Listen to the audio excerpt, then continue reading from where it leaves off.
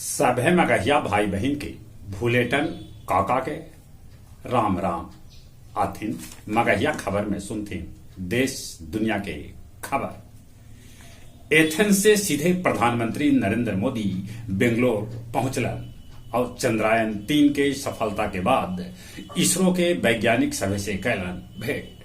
कहलन चंद्रयान 3 के सफलता पर पूरा देश के गर्व है।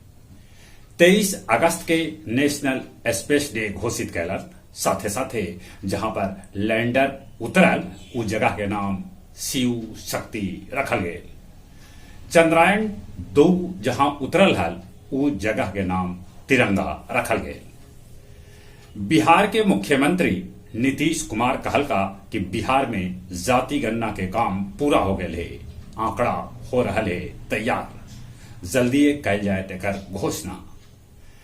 विपक्षी पार्टी INDIA के बैठक में 31 अगस्त के नीतीश कुमार मुंबई जैतन, बन सकहथन इंडिया के संयोजक, ऐसा लोग कयास लगा रहलन है।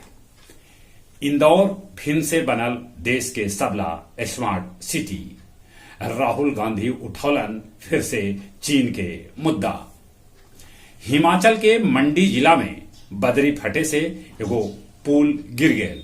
15 किलोमीटर पैदले चल के NDRF की टीम वहां पर पहुंचल और 50 लोग के बचौला। छपरा में एगो स्कॉर्पियो के चक्का टूटे से स्कॉर्पियो जाके नहर में गिर गए, 5 आदमी के हो गए मौत। ऐसा कहल जा रहा है कि उ सभे कोई एगो श्राद्ध क्रम से लौट रहा है। यूनान के राष्ट्रपति कैटरीना एन सकेलेरा पोलियो प्रधानमंत्री नरेंद्र मोदी के प्रदान कैलन यूनान के सर्वोच्च सम्मान। भारत में आयोजित होने वाला T20 के सम्मेलन में रूसी राष्ट्रपति पुतिन शामिल न होतन।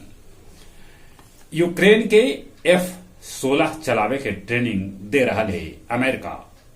प्रशांत महासागर में लोकल पारदर्शी मछली।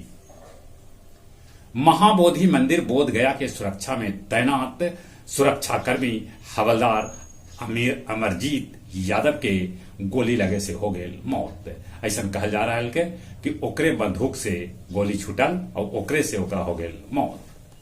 खिजर सराय में 551 फीट के कावर तैयार कैल गए है, जरा लेके बाबा सिद्धेश्वर नाथ मंदिर में कैल जाए जलाभिषेक।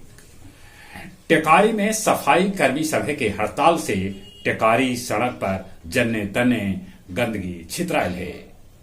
गया जिला के सुखाड़ घोषित करे लेल भाजपा कैलक प्रदर्शन। और अब कुछ खेल के समाचार। नीरज चोपड़ा पहल प्रयास में 88.77 मीटर भाला फेंक के चैंपियन के फाइनल में जगह बना लेलन। विराट कोहली सार्वजनिक कैलन यो टेस्ट के स्कोर। BCCI उनकरा लगौलक है फटकार। भारतीय महिला हॉकी टीम मलेशिया के 7-2 से हरा दिलक।